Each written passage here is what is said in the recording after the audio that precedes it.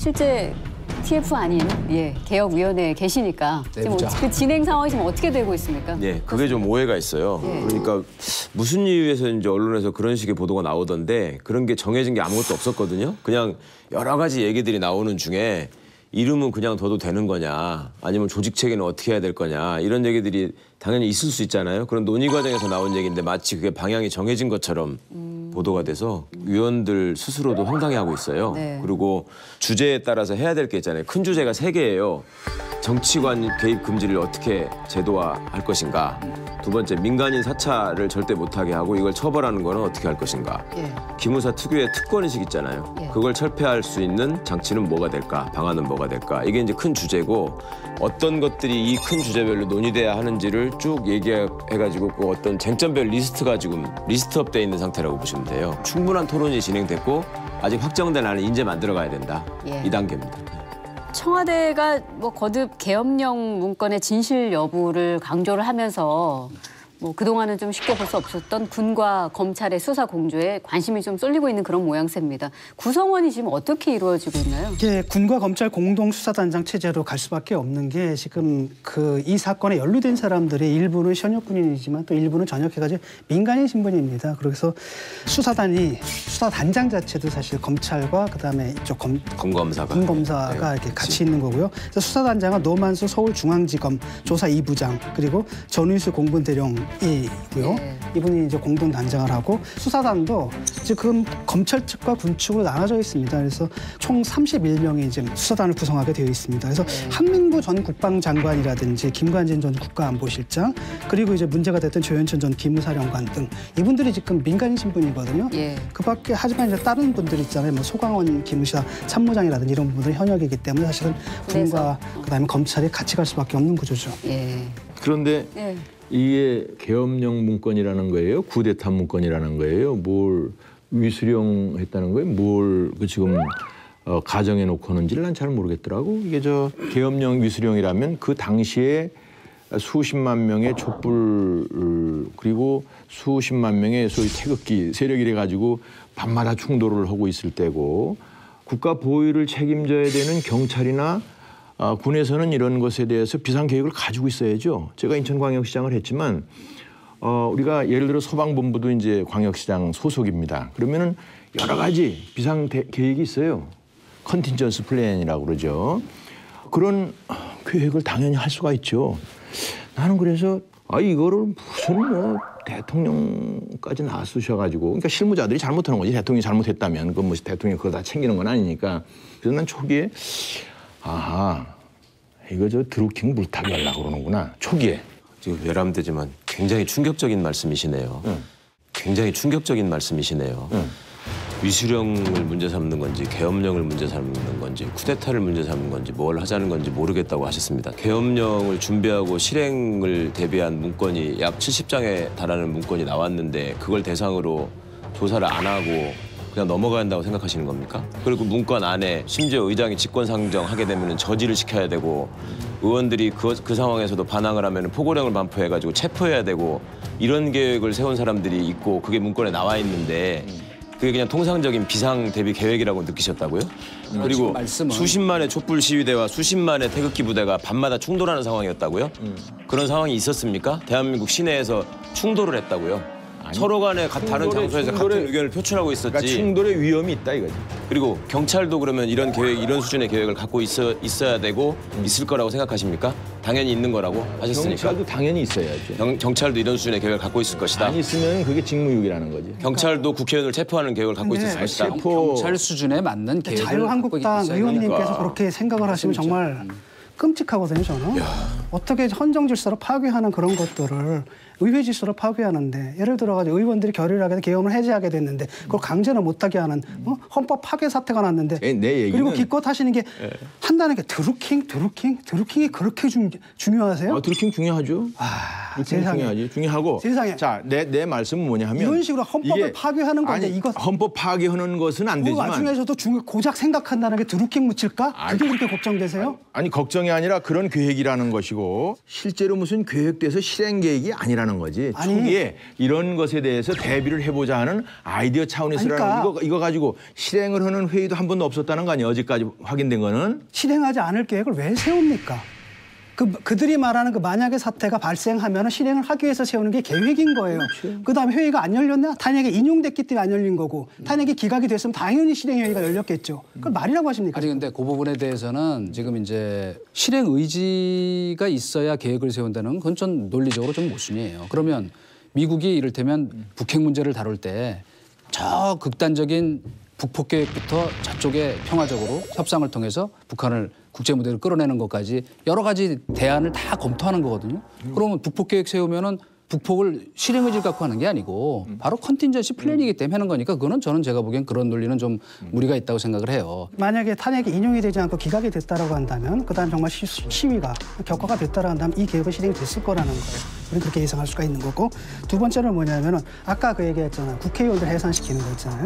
대한민국 헌법체계와 법률체계가 있는 거 아닙니까? 국회에서 결의하면 군대 병영으로 돌아가야 되는 겁니다. 그거 당연한 거잖아요. 그렇죠? 근데 그게 아니라 자기들이 총구를 이용해가지고 국회의원들 구금함으로써 자기들이 군정을 계속 유지하겠다는 의지를 보인 겁니다. 그럼 대한민국 헌법 위반이에요. 자기들도 해명을 못해요. 민병산 대령이니 뭐니. 자기들도 말이 안 된다고 얘기를 하고 있거든요. 그다음 세 번째가 뭐냐면은 허락을 받으려고 했어요. 미국한테. 아니 도대체 우리가 우리 필요에 의해서 우리가 우리 법률 체계와 헌법 체계에 따라 가지고 계엄령을 했다가 해산하고. 그런데 거기서 왜 미국의 승인이 필요합니까? 쉽게 말하면 계엄령이라는 게 국민의 헌법적 권리를 일정 기간 동안 제한하는 건데 그것한테 미국의 허락을 받아서 한다 그러면 대한민국의 주권이 미국에 있는 겁니까? 우선 전제가 있었다는 거죠. 이게 대규모의 불상사가 생길 경우에 이제 이렇게 하겠다 이런 계획 아니에요. 그러니까 자동적인 실행 계획이 아니라는 것을 문건 자체 내에서 발견을 한 겁니다. 문건 자체 내에서 그러니까 일부 보수 진영에서 계엄 필요성을 주장하나 국민 대다수가 과거 계엄에 대한 부정적 인식을 갖고 있어 계엄 시행 시 신중한 판단 필요 이렇게 돼 있습니다. 여기 자체 내에서. 그래서 전제가 다 성립이 안 됐다는 거고 이제 아까 말씀 중에 이 문건에서도 무슨 국회의원을 뭐 이렇게 뭐 체포 구금한다든지 또 다른 어떤 그 헌법이 위반되는 것을 계획에 넣었다든지 하는 것은 절대로 저는 동의하지 않고 그런 차원에서 이걸 하는 것으로 그렇게 받아들여야 되고 이 계획 자체가 아주 정밀하게 내부에서 어떤 게 아니라 그냥 아이디어 차원을 서로 공유했다고 보는 게 결재방이 없더라고. 그런 것이 어떻게 문건에 파일돼 있던 게 흘러나와서 이렇게 해서 그러면 저렇고 저렇게 해서 그러면 저렇고 이렇게 돼 있는 것이다. 안 의원님이 이게 뭐 실행 계획이 아니다 이렇게 말씀을 하셨는데 지난 27일에 국회 정보위원회 전체 회의에서 이석구 기무사령관이 이런 얘기를 했습니다. 실행이 되지 않았다고 실행 계획이 아닌 건 아니다. 의지가 있다고 본다. 우리가 여기서 이 군인들의 사고방식 자체가 굉장히 위험하다는 거예요. 이 사람들만 위험한 게 아니라 그때 하태경 의원이 군 장성들한테 물어봤더니 그들도 아무 문제 없다 그랬다라는 거 아니에요. 그게 우리한테 쇼킹하다라는 거예요. 아직도 군인들이 87년 전두환과 같은 생각을 갖고 있다는 게 우리한테 쇼킹했던 거거든요. 그때 그거는 모두가 합의한 겁니다. 그다음에 우리가 논란이 된 게 과연 이게 내란 음모에 해당되느냐 안 되느냐. 그렇죠. 그거 가지고 논란이 있는데 그건 수사를 해본 다음에 그들이 얼마나 계획이 구체적이었는가 이걸 본 다음에 판단을 제가 문제라는 그 부분 좀 말씀드릴게요. 지금 예비하고 음모라는 걸 또 구분하셔서 생각해야 됩니다. 이거는 지금 예비에 해당하는 거는 명확합니다. 예비라고 하는 것은 예를 들면 이런 거예요. 최악의 상황을 가정해서 준비할 수 있어야 하는 거 아니냐. 그 준비하는 것도 법률적으로 허용되는 한계가 있는 거고요.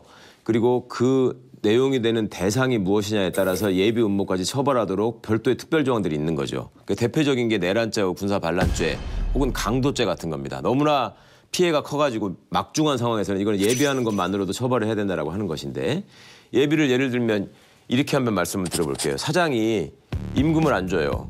그리고 계속 노동자들을 괴롭힙니다. 그러니까 노조에서 이 사람을 상대로 우리가 어떻게 노동 3권을 활용하여 노동쟁의를 시작할 것인가 이거를 노조 내부에서 비상대비 계획으로 문건에 정리를 합니다. 어느 단계에서 교섭을 제안해보고 그다음에 교섭이 몇 회 진행됐는데도 늘 불응하거나 아니면 다른 방식으로 나오면 우리는 이제 파업을 검토하자. 이런 식의 검토를 하는 것과 자 사장이 돈을 주지 않으니 이 사람은 나쁜 사람이고 최악의 상황에서는 교섭을 하는 척하면서 뒤로 우리는 암살조를 조직하자. 그래가지고 협상장에 나와서 계속 엉뚱한 소리를 하면은 칼로 찔러서라도 우리의 목적을 다 관철하자. 이런 문건을 만들었다고 해보세요. 양자는 두 개 다 비상 상황을 대비한 문건이라고 주장하겠지만 후자의 내용은 명백히 범죄를 예비하고 있는 겁니다. 이거는 살인 예비죄로 처벌해야 되는 딱 떨어지는 사안이에요.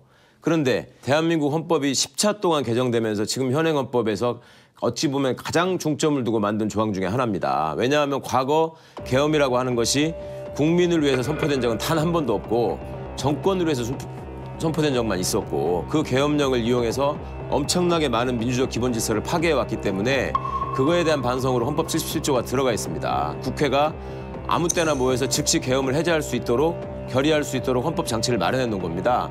근데 그거를 명시적으로 부정하고 이거를 어떻게 파괴할 것인가를 지금 계획한 문건이 나왔거든요. 이거가 국헌문란이고 국헌문란이 곧 내란인 것이고 쿠데타가 의도하는 것이 헌정 질서를 파괴하는 국헌문란에 해당되는 것입니다. 근데 저는 지금 이게 전제가 좀 잘못됐다고 생각하는 게 지난 촛불 시위 당시의 상황이라는 게 매우 평화적이고 헌정 질서를 지키면서 해야 된다고는 이미 국민적 공감대가 있던 상황이었기 때문에 그래서 이제 저희가 자꾸 얘기하는 이유는 뭐냐면 실행 의지를 얘기할 때 4가지 중요한 그 당시에 지적했던 것들이 모두 계엄 편람이 이미 가이드라인이 있는 것들이에요. 보도 통제를 할 수 있도록 돼 있어요. 계엄이 선포되면. 그러니까 그 안에 뭐 일부 언론사 이름이 거명이 되고 뭐 SNS는 사후 검열한다 하는 그런 것까지도 이미 그 계엄 편람에 들어있기 때문에 계엄 편람은 총체적 가이드북이거든요. 그다음에 이제 계엄 사령관 육군 참모총장 할 수 있다는 것도 그 계엄 편람에 들어있는 얘기예요. 그다음에 부대 배치와 그 말하자면 시내 진주 문제도 계엄이 선포되는 상황이라면 그건 있을 수 있는 일이고 통금도 실시하게 될 수 있게 돼 있는 거예요. 저희도 이를테면 청와대에 있을 때 어떤 보고서 만들면 어떻게 만드냐면 항상 요약본을 먼저 만듭니다. 다 수집을 해가지고. 그다음에 그 강론은 여기다 담고 여기에 별로무소리 다 있어요. 이를테면 광우병 사태 나왔는데 이 해법에 대해서 여론 그 지도층에 말씀을 한번 들어봐라 그러면 여기 안에 뭐 별소리 하는 사람 다 있어요. 심지어 뭐 대통령 하야해야 한다는 그런 얘기하는 사람도 있다고.